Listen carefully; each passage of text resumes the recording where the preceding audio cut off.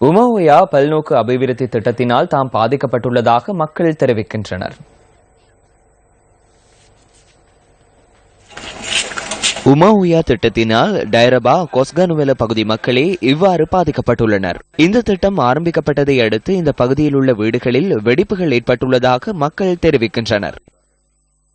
இந்த அபிவிருத்தி திட்டத்தினால் கிணறுகளில் நீர் வற்றி போயுள்ளதாகவும் இதனால் நீரினை பெற்றுக் கொள்வதில் சிரமங்களை எதிர்கொள்வதாகவும் மக்கள் குற்றம் சுமத்துகின்றனர். உமாயத்தோடுனால எங்களுக்கு மிகவும் சரியான கஷ்டம். நாங்கள் கிணத்துக்கு வந்து பார்த்தா கிணத்துல தண்ணி இல்ல. எங்களுக்கு குடிக்க கஷ்டம். எடுத்தா தண்ணி கிணத்துல மண்ணு தான் வருது. மந்திரிமாருங்க அவ்வளவு பேரும் பார்த்து இருக்கிறவங்க எல்லாமே சேர்ந்து எங்களுக்கு குடிக்க ஒரு உதவி செஞ்சீங்கன்னா உங்களுக்கு ஒரு கோடி புண்ணியங்கள் கிடைக்கும். டைரபா மற்றும் கொஸ்கனுவெல பகுதிகளில் வசிக்கும் சுமார் 200 குடும்பங்கள் பாதிக்கப்பட்டுள்ளதாக எமது பிராந்திய செய்தியாளர் தெரிவித்தார்.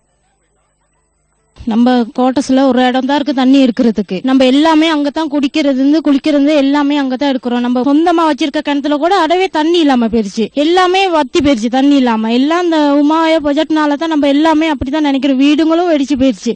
ஒன்னும் செய்யறதுக்கு வழி இல்ல. இப்ப நம்ம வருஷம் கணக்குல அந்த கிணத்துல தண்ணி இல்லாமே போவாது. ஆனா இந்த வருஷம் தான் இப்படி ஆகி இருக்கு. நம்மளுக்கு அறவே தண்ணி இல்ல குடிக்கிறதுக்கு. நாங்க 2 மைல் தூரம் நாங்க தண்ணிக்கு வரணும். எங்களுக்கு தண்ணிக்கு பெரிய கரைச்சலா இருக்கு. குளிக்க தண்ணி இல்ல, உடுப்பு துவைக்க தண்ணி இல்ல.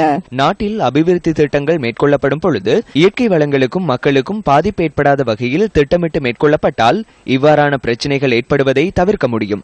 இந்த மக்களின் பிரச்சினை தொடர்பில் கவனத்திற்கொண்டு சம்பந்தப்பட்ட அதிகாரிகள் தீர்வு வழங்குவதற்கு முன் வருவார்களா?